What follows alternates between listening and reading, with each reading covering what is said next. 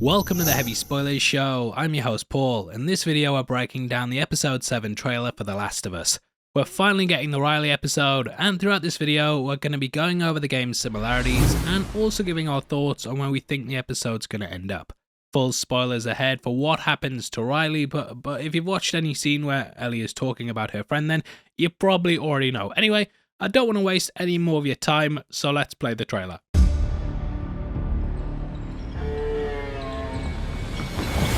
You don't fight. Your friend fights. She's not here anymore. You follow the rules, you become an officer. We're the only thing holding this all together.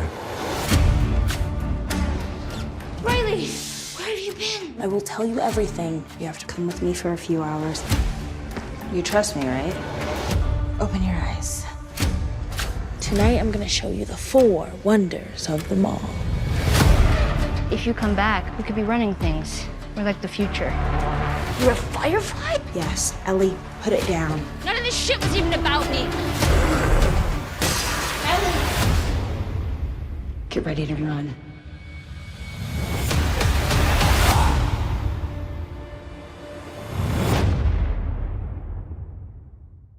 Okay, so this entire episode seems like it's going to be based heavily on the Left Behind DLC that was put out after the game's release. This took place in the timeline right after Joel fell off the horse, and we followed Ellie as she scrounged for supplies in an abandoned mall during the winter. On the flip side of this, we also got a flashback of her last night with Riley, in which the pair went to an abandoned mall, which is where they had an impromptu date. It ended in tragedy with the infected swarm in the area, which is when the pair got bit. Now on the flip side of this, Ellie had to fight against the infected in the mall, and some hunters that had been sent out looking for them. I played the recent remake and was hoping they'd put this in the game when it happened, but unfortunately, you had to select it from the main menu, which kinda sucked. Hashtag first world problems.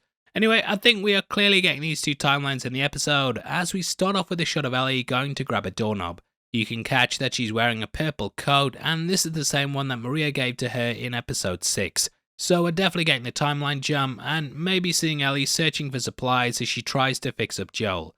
Now it looks like we're going back to much earlier in the timeline than when we start with Left Behind. We catch Ellie running circuits, and this is likely for the Federal Academy that she trained with back in Boston.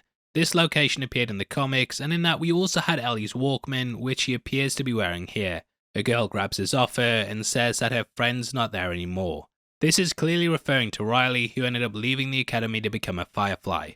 We actually learn about what happened in the game with this when Riley is taking her through the city.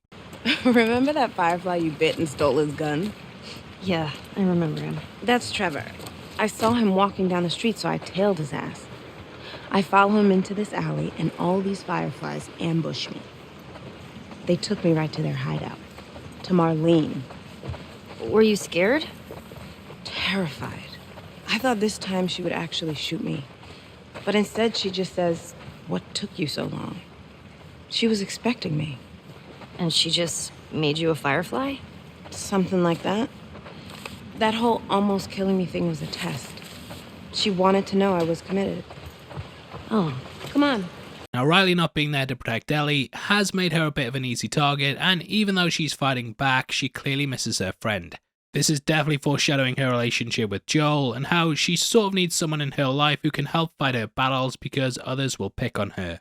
She hits the girl, and from here we get taken to a federal officer's room, which is where she gets a bollocking for not hitting the thumbs up button and liking the videos. Her hoodie looks terrible too, but she'd look way better in our Last of Us inspired fungi t-shirt, which is available at Zero Edition. The link's in the description, and the officer says they're the only thing holding this all together. We've seen with Kathleen, that's kind of the case too.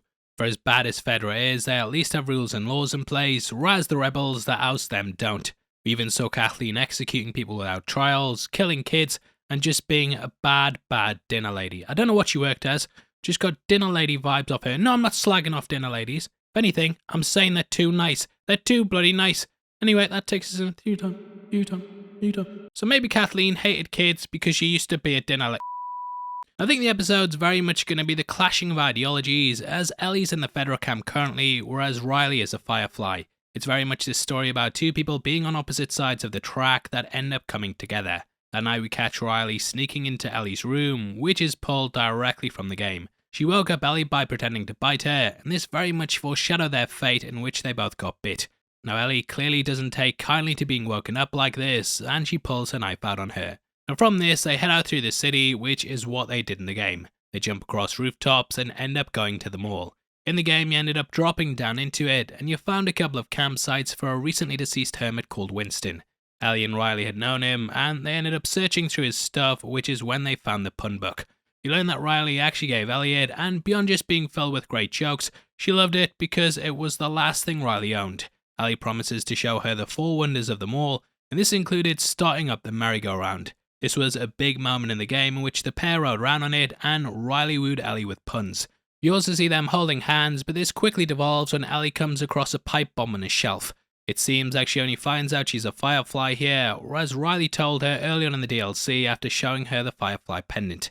Now Ellie storms out saying that none of this was even about her, and it's possible that in the show, Riley's trying to recruit her. Ellie would obviously be annoyed when she thinks she's getting closer to Riley, only to learn the truth. Now she clearly ends up going back as we see other scenes involving the infected.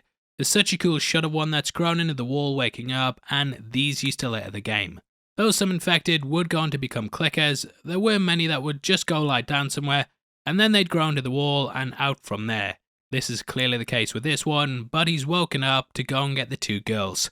We then see a location that's pulled directly from the game, and this is the Halloween store.